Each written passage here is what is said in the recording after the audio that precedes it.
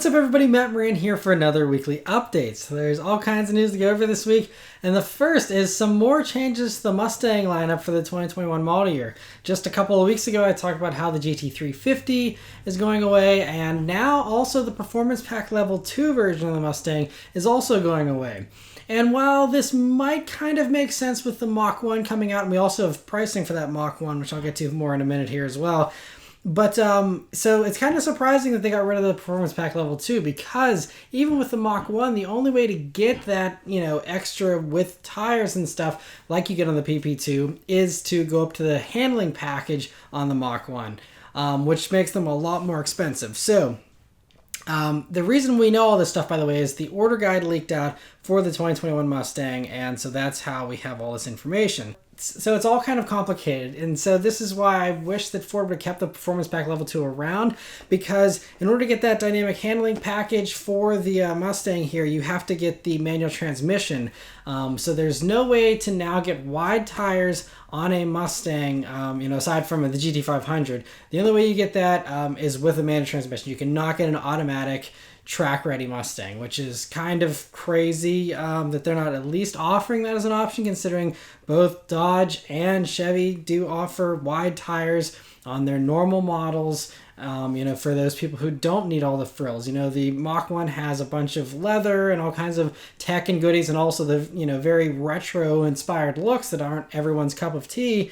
And so why they got rid of the PP2 package, I don't know. It just kind of doesn't make a whole lot of sense to me personally. You have to let me know your thoughts in the comments below.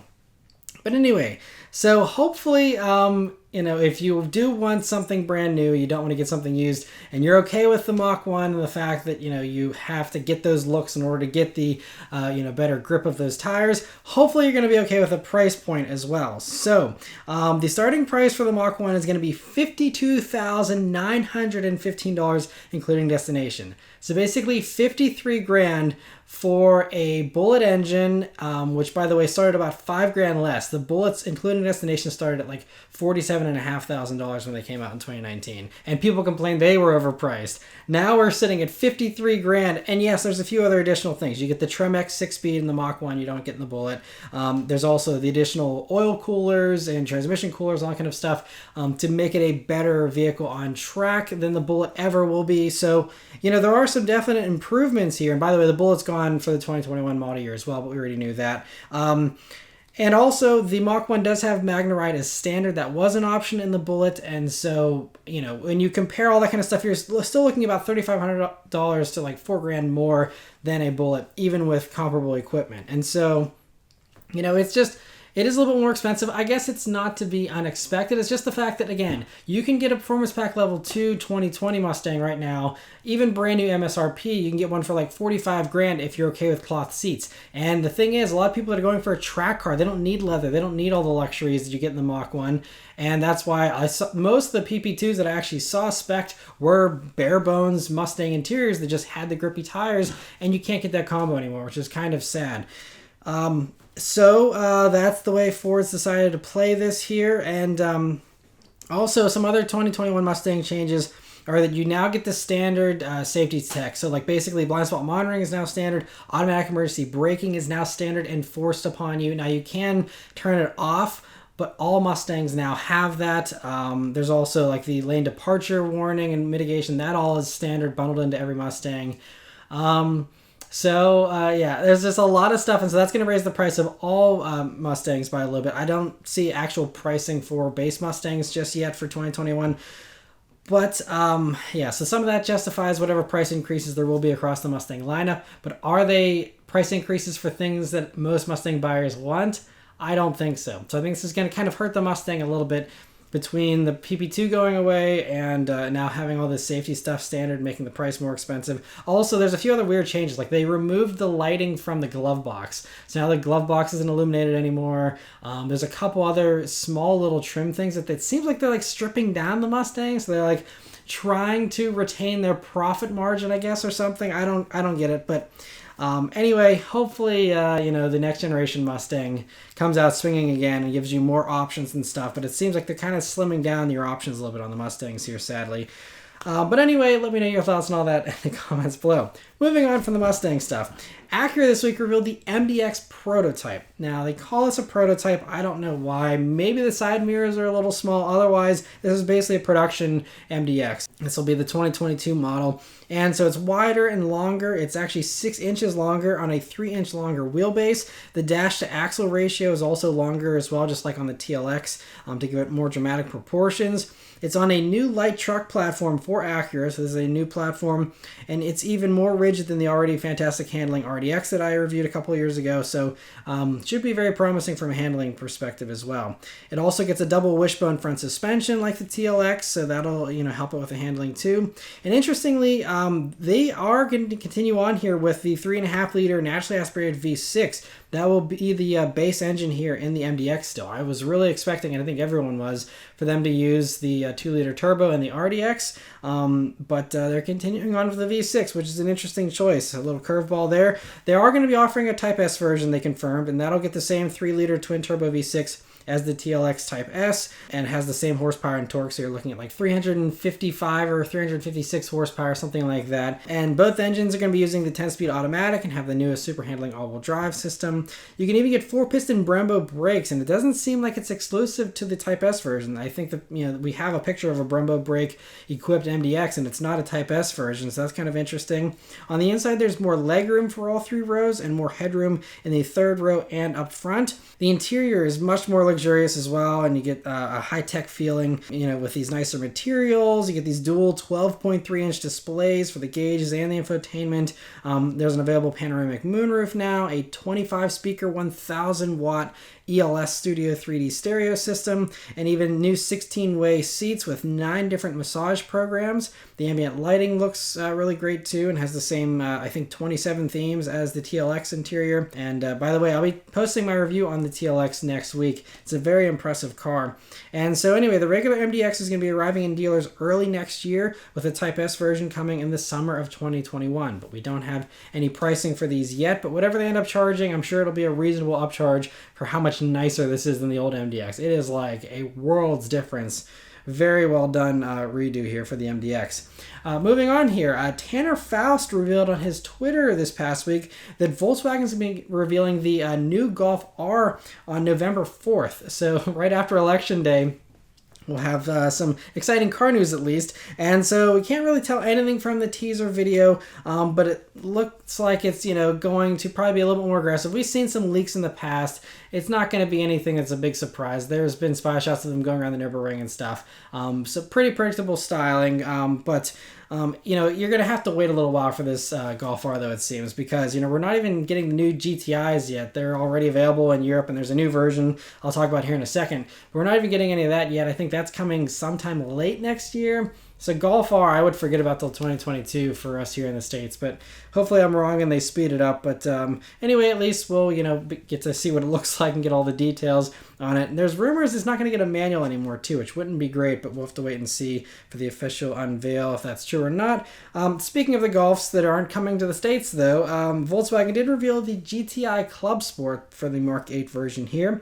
So it pumps up the GTI's 2-liter engine to 296 horsepower, 295 pound-feet of torque, while still retaining its front-wheel drive setup. It's only available with the 7-speed dual clutch, and obviously is set up for very impressive lap times. And so it even has a dedicated Nürburgring mode to optimize performance around that track. There's other improvements, including the sportier looks and wheels and better aerodynamics with a 2-piece spoiler in the back and stuff, and that all is actually designed to improve downforce for those better Nürburgring lap times. So I'm guessing, they'll post a pretty impressive time as well once this car, is out a little bit longer. We'll have to wait and see. Anyway, it's going to be arriving in Europe soon, but Volkswagen told Autoblog that, of course, it will not be sold here. We didn't get the last Clubsport either, unfortunately, and it doesn't seem like that's going to change anytime soon.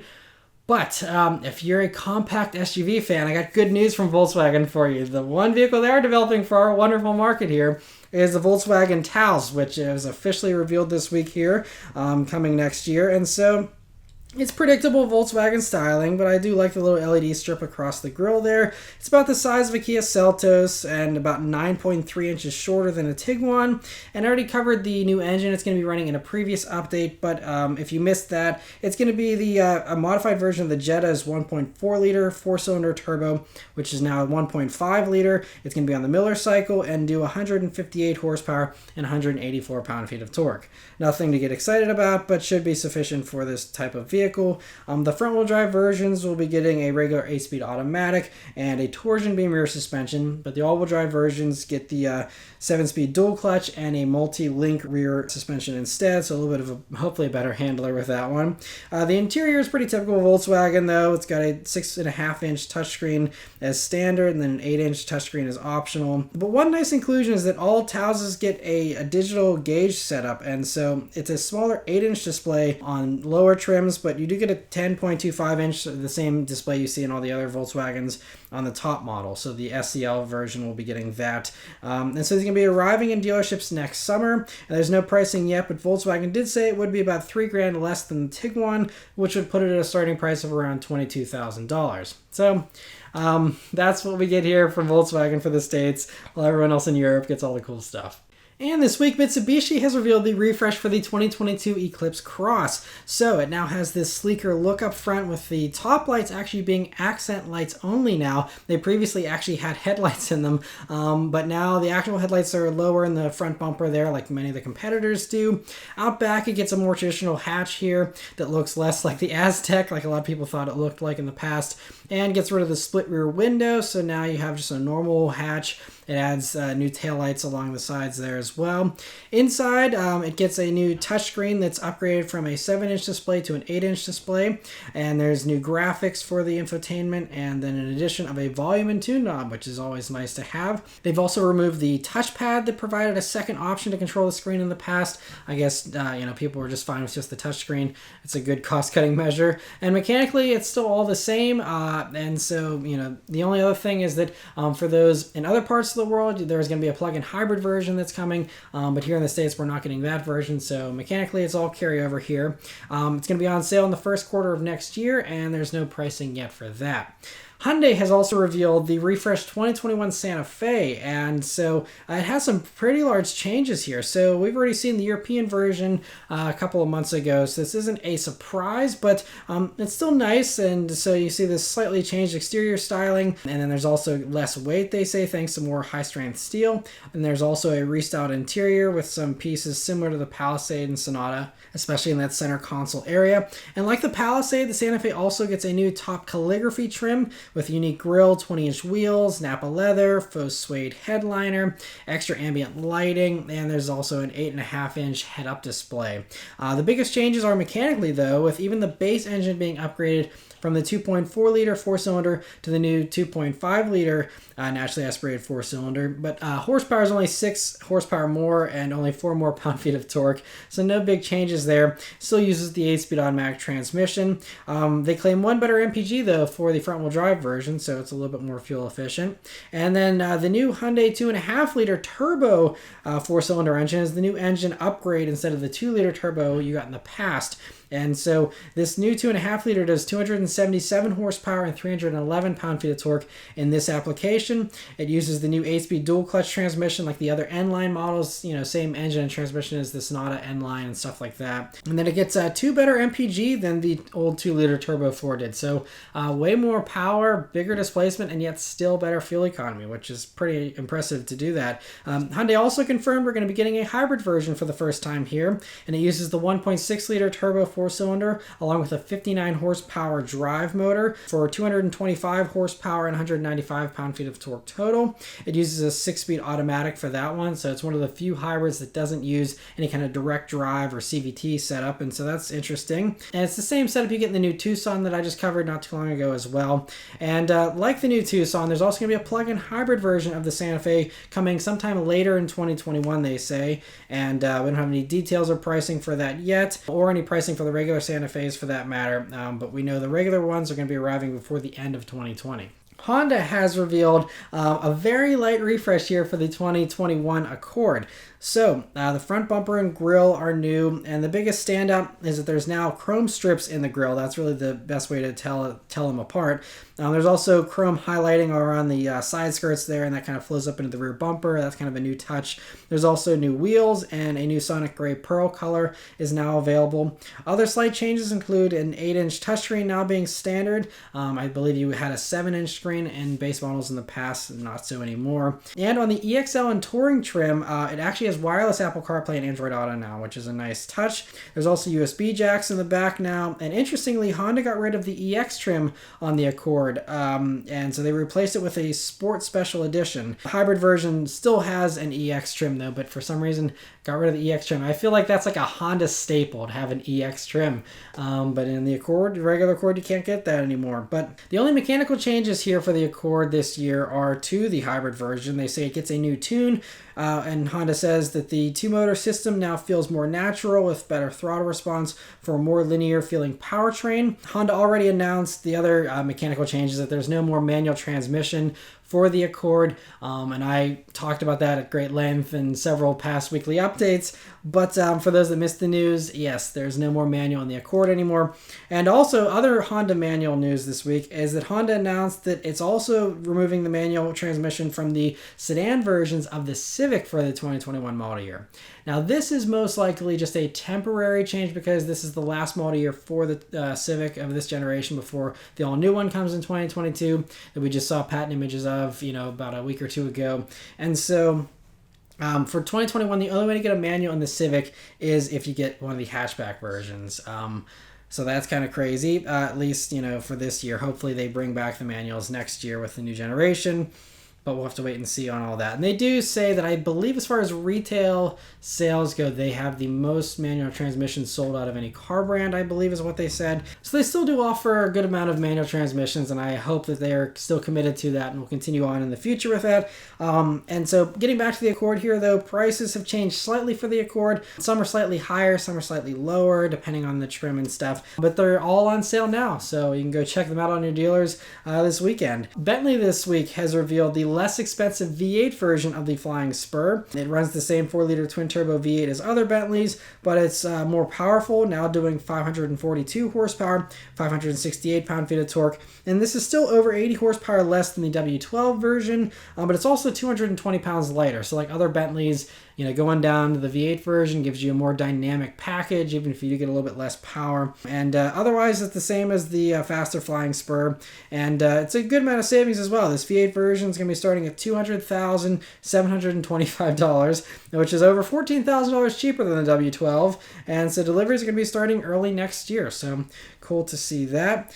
Audi has also revealed 2 new plug-in hybrid versions of the Q8 this week. And although Audi gives us the PHEV versions of the Q5, the A7, and the A8, they won't send those the PHEV version of the Q8 to the States, according to a spokesperson that Autoblog talked to. So in the past, when saying why the plug-in hybrid version of the Q7 wasn't coming to the States, their spokesperson suggested people interested in electrified stuff will go for the Q5 plug-in hybrid or the fully electric e-tron, which I don't agree with at all, because clearly, especially in the Q7's case, people buy those for the third row, which you can't get in the Q5, and I think if people still want to do a road trip, the e-tron is going to be pretty inconvenient, and I think the Q8 plug-in hybrid could, sell decently over here, but they're deciding not to bring it over here, and so it is what it is. But anyway, for those of you in Europe, there's a 55 version and a 60 version. Both use a 3-liter turbo V6 and an electric motor. The lower one does 376 horsepower and 443 pound-feet of torque,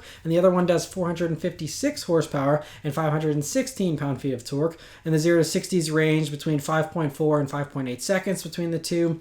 And the electric range is between 28 and 29 miles from a 17.8 kilowatt hour battery in both of them. So it seems like a pretty nice package there, and maybe they'll sell it over here someday. Other electrified stuff here. Lucid this week has revealed the starting price and the specs for the base Air sedan. So we had the top three trims, and they're insane numbers and stuff. But now for the one that a lot of people will actually be able to afford, you still have to be pretty rich though. It's going to be starting at $77,400 before the tax credit, $69,900 after the tax credit, but it's going to do 406 miles of range even with that base model, which still looks pretty nice, by the way. Those are the pictures you're seeing there. It just gets rid of that huge glass roof, but otherwise seems to have just about all the other niceties of any other Lucid Air. It's a little slower with 480 horsepower versus the 620 to 1,080 horsepower you can get in the higher versions of the Lucid Air. But that price and range both undercut the Tesla Model S until a couple of days ago. So in response to this, Elon Musk, in his hilarious fashion, tweeted this week, "The gauntlet has been thrown down. The prophecy will be fulfilled. Model S price changes to $69,420 tonight." Elon Musk enjoys using the numbers 69 and 420, and so that is actually the real price right now for a Model S starting. So that's pretty funny. Only Tesla, right? But anyway, that does undercut the Air by about $500 now. Still, loses out on about 4 miles of range over the Lucid Air, but as far as pricing goes, the Tesla is still the cheapest in its segment. So interesting to see that. Mercedes, and some other interesting electric news, they revealed the EQC 4x4 Squared, which right now is just a one-off prototype, but like other 4x4 Squared models, it has portal axles that increase the ground clearance to be more than double a regular EQC at 11.5 inches of ground clearance now. This also improves off-road capability, of course, and the approach, departure angles, water fording, all that kind of stuff is much better. It also gets built-in fender flares, you can see there, along with underbody protection. And so, some of the 4x4 Squared models have been built in the past, basically just the G-Wagon, but they also did toy around with an E-Class 4x4 Squared last year. They didn't decide to make that, at least not yet. So who knows about this EQC? For some reason, I think the people that like that kind of stuff would probably rather have a G-Wagon, not an EQC. But I could be wrong, but I think this is just kind of a fun experiment the engineers probably cooked up at Mercedes. They did officially tell Autoblog that we wanted to see how we could push electric vehicles to the limit, in this case, off-road capability. No production version is planned so far, but if there is great feedback, you never know. So, yeah, I mean, I don't know. Maybe there will be really good feedback. We'll have to wait and see, but I personally don't think you're going to see these in production anytime soon. And thanks to Eric and Chris, they sent over some pictures here of a new Porsche 911 GT3 or GT3 RS that was spied at the Chicago airport. I'm assuming either being loaded or unloaded, maybe from a plane or something. But this lines up with the other spy pictures that we've seen online with a huge and very interesting spoiler there on the back that seems inspired by the McLaren Senna, in my opinion. The front looks interesting as well, with what appear to be like NACTA vents there in the front bumper, kind of similar to what you see on, the 488 Speciale, all those types of vehicles, the Pista, I mean, and, all those types where it has that kind of thing going on to kind of vent the air a little bit better. That's my guess as far as what that is. We'll have to wait and see once we actually get an official reveal, which I believe I heard was sometime this fall. I could be wrong. But hopefully we see some type of reveal sometime soon. And huge thanks once again to Eric and Chris for sending in that. I've seen other spy photos, people that have taken professional photos on the Nürburgring and stuff. Some say it's the RS version, some say it's the regular version. Timing-wise, I would assume this would be the regular version, because I'm guessing there'll be maybe a year or so until the RS version comes. But we'll have to wait and see. Some other interesting stuff here. So Motor Trend has a new report this week about the future styling of Honda SUVs. So, last week they revealed that much more bold-looking Ridgeline, which I think was a great improvement to the Ridgeline styling. And so this, I guess recently, Motor Trend spoke with Honda's marketing vice president, who said their future crossovers would have a more rugged design, and Autoblog confirmed that some of the Ridgeline specifically design cues could transfer to other models.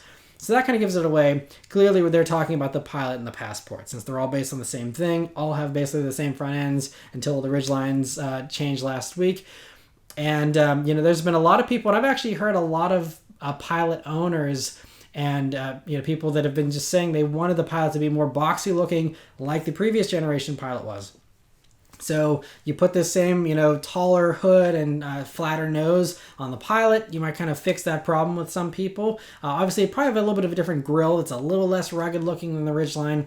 But I would expect to see, you know, the same sheet metal and stuff as far as changes go for the Pilot and the Passport, which I think also that's one of the things hurting the Passport is it's not quite as rugged looking as some people might want. So this should, you know, address that issue in both of those. And so I don't know. I mean, they would kind of take away from the Ridgeline if they just copy and pasted everything onto the Pilot and Passport, but they very well could do that as well, because I think they could all benefit from this new front end. So anyway, we'll have to see how this spreads throughout the lineup, but interesting to hear that. And the last report this week comes from Motor Authority. So they have an anonymous dealer source that claims that the Toyota Land Cruiser will leave the U.S. market for the 2021 model year. And so the source added that it's a punch to the gut for all of us enthusiasts who love the product. There's no illusion it's coming back, and it's completely dead for the moment.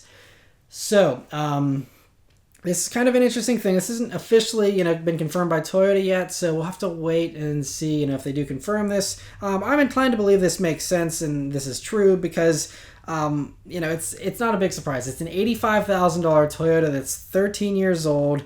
That can't be an easy sell. Even if you do love, you know, big old V8 powered Toyotas, you have plenty to choose from, you know, between the Sequoias, the Tundras, and if you want to go up to the Lexus GX and LX, which are pretty close in price to that 85 grand Land Cruiser.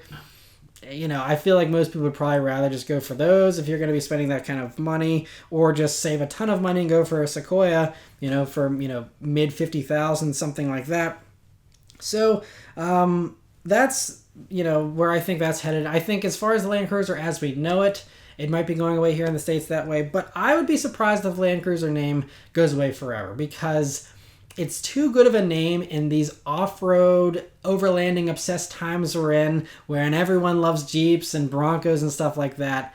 Surely Toyota has to have something in the works with this great Land Cruiser name, or, you know, there's been trademarks of other fun off-road sounding names, you know, and they've toyed with off-road concepts in the past several times, and you know, so I think they're definitely looking into something like this. Whether it would actually be like a Wrangler and Bronco competitor or something a little softer, I don't know. But I could see a Land Cruiser making a return someday, actually getting back to its roots and being a Jeep competitor.